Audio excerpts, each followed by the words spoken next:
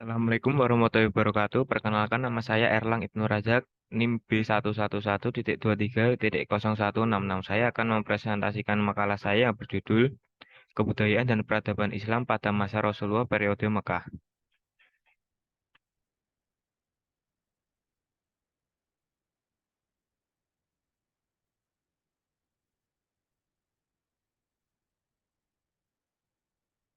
Pengertian kebudayaan dan peradaban Islam pada masa Rasulullah. Sejarah peradaban Islam di periode Mekah, kehidupan Islam pada masa Rasulullah di Mekah pada saat itu sangat berbeda sekali dengan masa perkembangan Islam saat ini.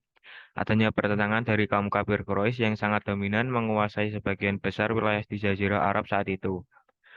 Kaum kafir Quraisy beranggapan bahwa ajaran mereka adalah ajaran yang paling benar dianut, sehingga ajaran yang dibawa oleh Rasulullah harus diberantas juga dari Jazirah Arab karena dianggap merusak budaya masyarakat Arab saat itu khususnya di Mekah dan Madinah yang menjadi pusat peradaban Islam.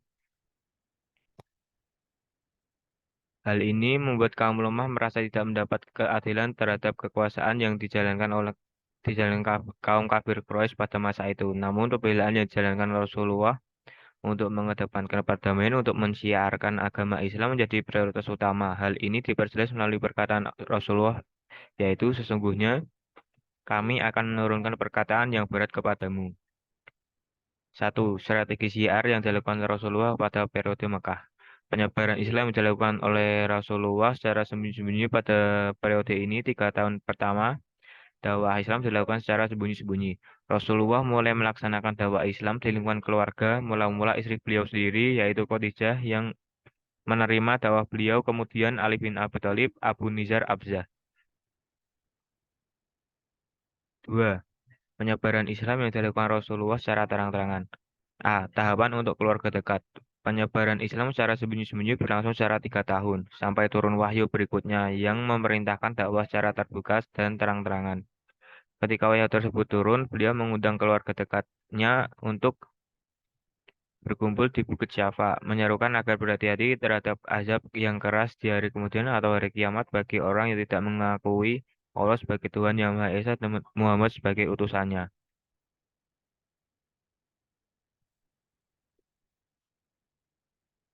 B. Tahapan untuk umum. Hasil seruan dakwah terang-terangan yang terfokus kepada keluarga dekat kelihatannya belum maksimal sesuai dengan apa yang diharapkan. Maka Rasulullah mengubah strategi dakwahnya dari seruan yang terfokus kepada keluarga dekat beralih kepada seruan umum, umat manusia secara keseluruhan. Seruan dalam skala internasional tersebut didasarkan kepada perintah Allah surat Al-Hijr ayat 94-95.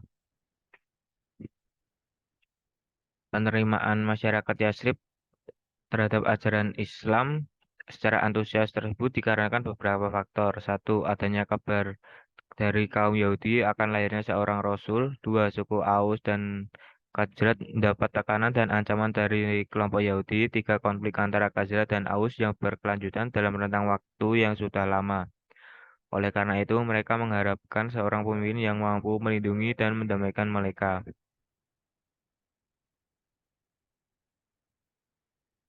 Tokoh-tokoh yang berperan penting dalam penyebaran Islam di Makkah pada masa Rasulullah yaitu Khadijah binti Khuwailid, Ali bin Abi Thalib, Zaid bin Harits, Abu Bakar As-Siddiq, Umar bin Khattab, Utsman bin Affan, Abbas bin Abdul Muthalib, Hamzah bin Abdul Muthalib, Ja'far bin Abi Thalib. Tiga, pelaksanaan pendidikan Islam di Makkah oleh Rasulullah SAW. Pendidikan tauhid dalam teori dan praktek Rasulullah meroleh kesadaran dan penghayatan yang mantap tentang ajaran tauhid, sebagaimana tercermin dalam surat Al-Fatihah. Pokok-pokoknya adalah bahwa Allah adalah pencipta alam semesta yang sebenarnya. Dialah satu-satunya yang menguasai dan mengatur alam ini sedemikian rupa sehingga merupakan tepat yang sesuai dengan kehidupan manusia. Bahwa Allah memberikan nikmat, memberikan segala keperluan bagi semua makhluknya. Bahwa Allah adalah Raja hari kemudian. Bahwa Allah adalah sembahan yang sebenarnya yang satu-satunya. Bahwa Allah sebenarnya yang membimbing dan memberi petunjuk kepada manusia. Empat, hambatan-hambatan yang dialami Rasulullah SAW ketika mensiarkan Islam di Mekah. Rasulullah pun tidak luput dari tipu daya dan siksaan. Diintimidasi, dimaki, dan dimusuhi. Bahkan ada usaha untuk membunuh beliau, namun Allah menyelamatkannya. Tiada henti beliau berdung dan berdoa kepada Allah tak sedetik pun Allah luput dari hati beliau. Kaum Quraisy tak hanya menggunakan beragam intimidasi dan siksaan untuk menaklukkan Rasulullah dan kaum Muslim. Mereka mulai menerapkan strategi baru yaitu perang psikologis. Berbagai tipu muslihat dirancang Rasulullah diminta menunjukkan mukjizat, diolah-olah misi yang dibawa diajak dan dicemooh, sedangkan kaum Muslim dihina dan dilecehkan. Mereka dibekuk agar tak lolos dari Mekah. Jika mereka kabur dan mencari perlindungan ke Habsyah, kaum musyrik menyusul dan menempuh berbagai cara untuk memulangkan mereka ke Mekah, meski upayanya selalu gagal. Melihat Islam kini berkembang, kaum Quraisy membuka medan perang baru, perang informasi. Aksi ini mereka lakukan sepanjang musim haji. Adapun dalil tentang penyebaran agama Islam yaitu Quran Surat An-Nahl yang artinya serulah manusia kepada jalan Tuhanmu dengan hikmah dan pengajaran yang baik, dan berdebatlah dengan mereka dengan cara yang baik.